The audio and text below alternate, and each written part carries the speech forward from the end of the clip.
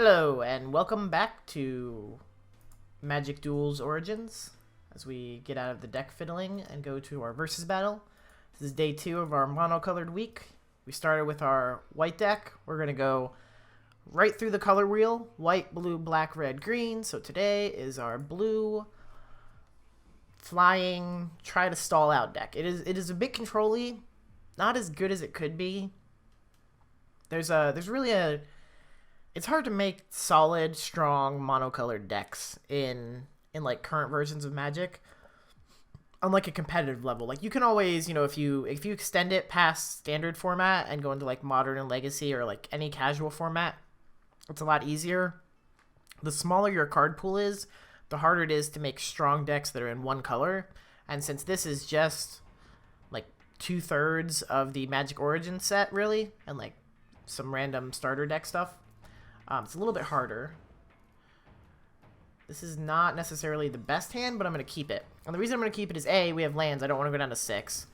B, we're on the play, so we get to play our lands first. Telling Time will let us dig to something a little better. And Anchor to the Aether actually can shut down his tempo for a really long time. It's pretty aggressive. I really enjoy it. I did not want to draw that in the slightest. But this is good because on his turn 2 at the end, we can actually see what he plays and then make our decision on our Telling Time.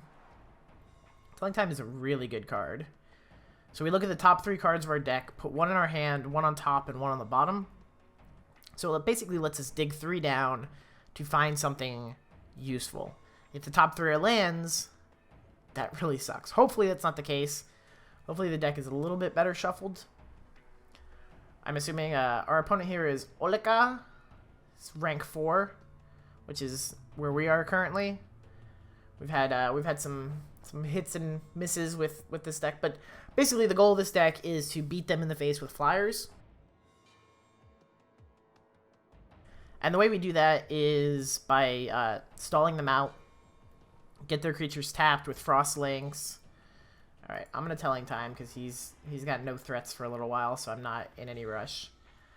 I'm going to put this in my hand. I'm going to put this on top and the other land on the bottom. And this puts us up to 6 lands, which over the next 4 or 5 turns, I'm assuming we'll draw a 7th land. And I kept Alamet on top because that is one of our finishers. It's a 5/5 that stops a card in their hand from being used. Not even just one card, but like if he has multiples of a card.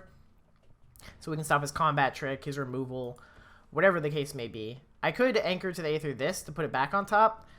But since it's not going to attack me, and most of my creatures are flyers, I honestly don't care about this card at all. Divine is good in the sense that it mana fixes him by letting him find whatever lands he needs. But it's bad because it's not an aggressive threat. It doesn't actually ramp him in any way. It takes a turn, so it's not. I like it when I'm playing red-green, but when I'm playing like this kind of deck against it, I don't mind it. This card is fine. I'm more concerned with bigger threats, especially like threats that I have to answer. So like, there's nothing that he could put. I mean, I've fought somebody that has put a bunch of enchantments on their Gate Creeper Vine to make it like a wall that you can't get through. That's a threat. Until that happens, and since he's running Groil colors, red-green, I don't think that's going to happen. I think most likely what's going to happen is he's going to take 7 years to take his turn, apparently. He'll cast something, maybe, but probably he'll just play a landed pass. I'm assuming he's not playing a land because he's like trying to think and like make it seem like he's deep in thought. Or maybe he is actually deep in thought because he's running... Okay, I was like, he's going to have to discard if he doesn't have a land.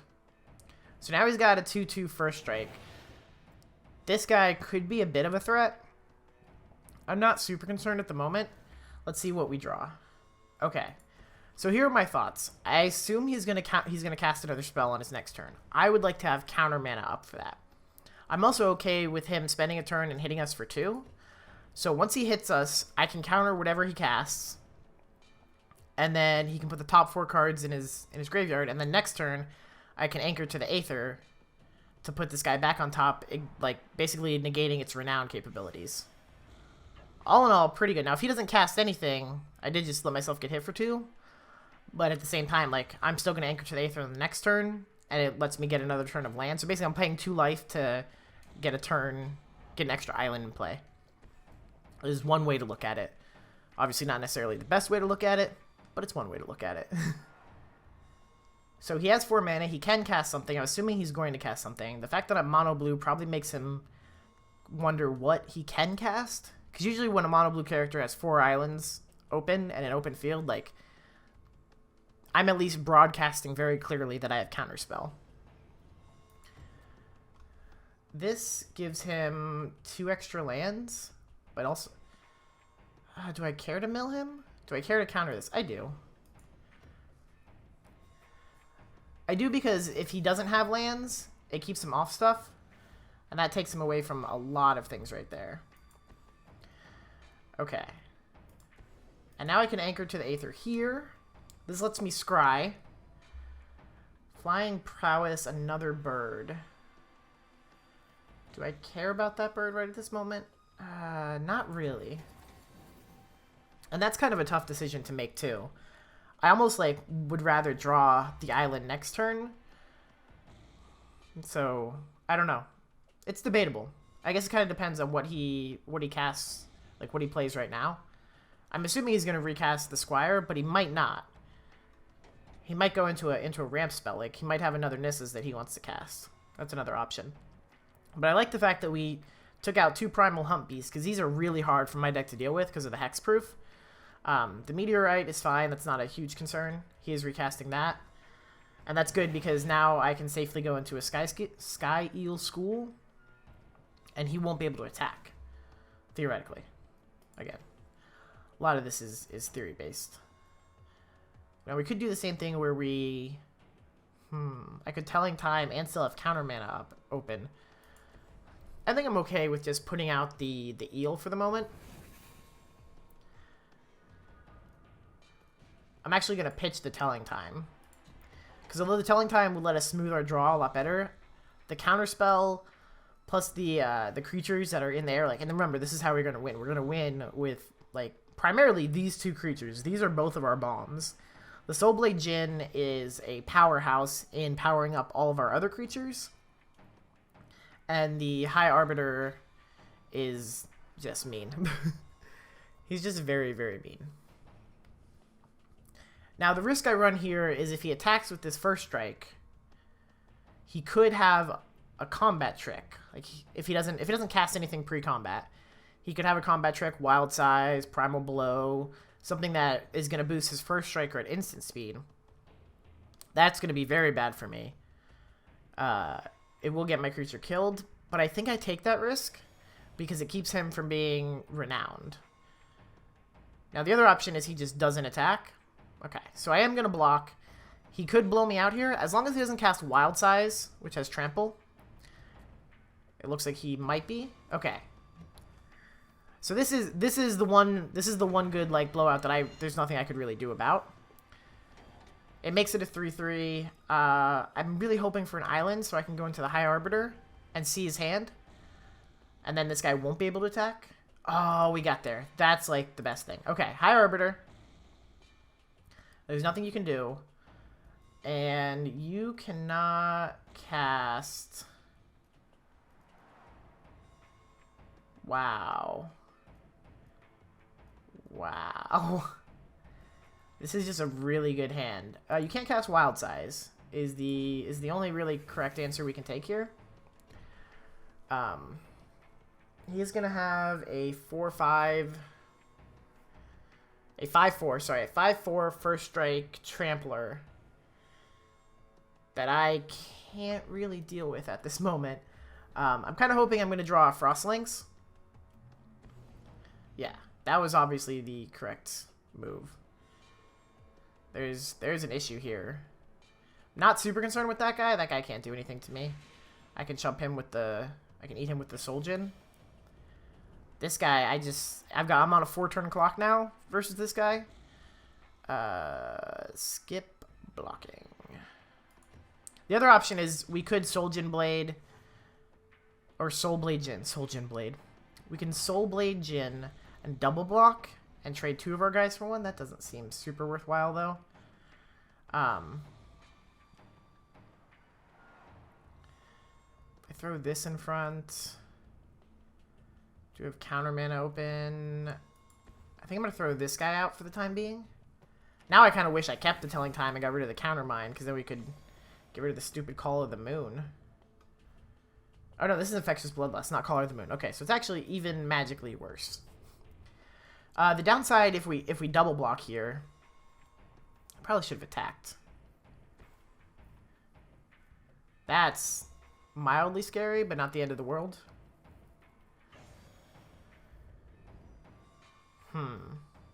Here, he can only kill one of our guys, right? Let's think about this. He can't do any tricks. I'm actually okay with him taking out the Grand Arbiter and getting Wild Size. I don't like doing this. He's obviously going to kill, yeah, the Grand Arbiter. But that's okay.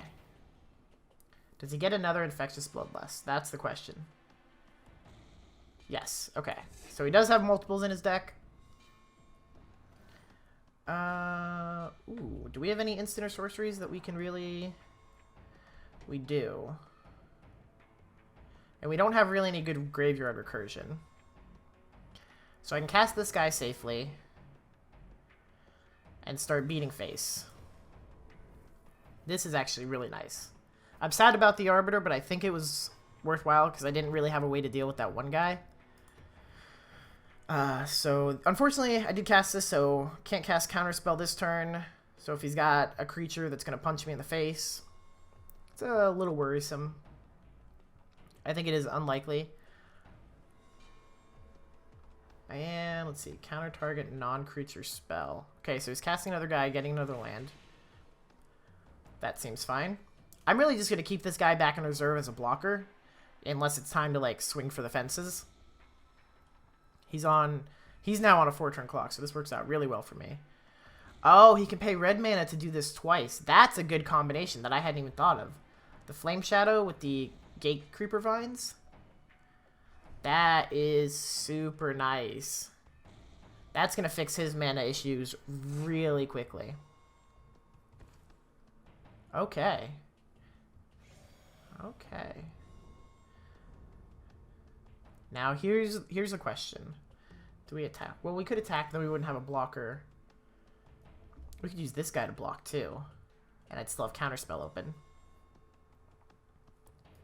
Let's attack and see what happens. He's if he does block, he's going to throw a gate in front of this, which is perfectly okay with me. So we're taking out a little bit of his defenses, one at a time. I am going to play the Starfish, and this leaves counter open for whatever he's got. We can infinitely block this guy and, like, never have any issues. I think this is the right play, yes. And this way, if we draw an island next turn, we can... If he doesn't cast anything scary, we can draw an island and play Dark Slick Drake and Countermand. Most likely, he's going to cast something. He's not at 7 mana, so he can't cast two Gaias. But that is a legitimate concern that I have to be aware of, that he could have Gaia's Revenge, which is a 7 mana 8/5 haste. Okay, so I'm feeling like I gotta counterspell that. Because that kind of wrecks my day. And that mills him. That's pretty good. Now he can cast Wild Size. We know he has Wild Size. But even with Wild Size, it's only going to do 4. So if I block here, he'll eat this, but he won't get the Renown bonus, which is really good. But he knew that, so he didn't attack, which really works out very well for me. So I think what I'm going to do here is attack, and then probably cast the Drake.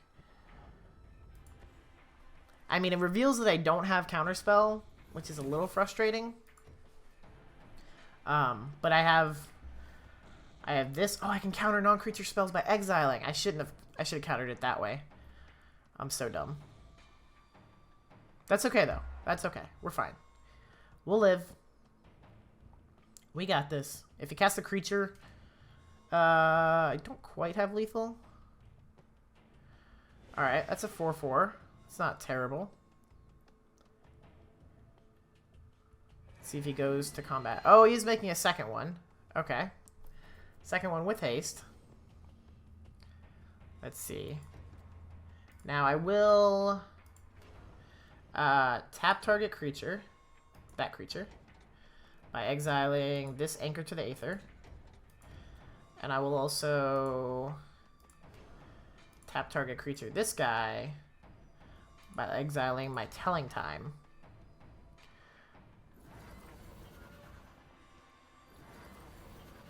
And so now there's literally nothing he can do during combat. Like, he's straight dead.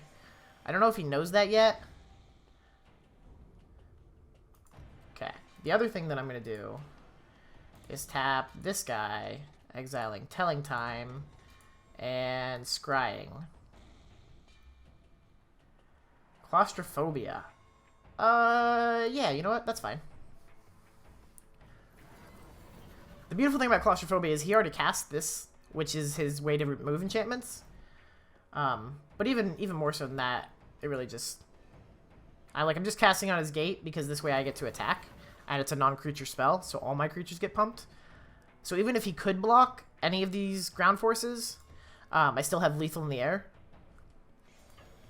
So we're gonna swing out. He's tapped out, can't fog. That's the wall, man. You wall them, you gotta get to that point where you can stall. You take a little damage, kill their big threat, and then just build up an aerial game that wrecks their face. That was a lot of fun. Made it up to rank 5 again. We'll probably drop down again before too long. Hopefully you guys enjoyed that. Again, if you want me to play a certain color or color combination, just leave a comment below. Let me know what you thought. And if you enjoyed, leave a like. I'll see you next time. Thanks for watching.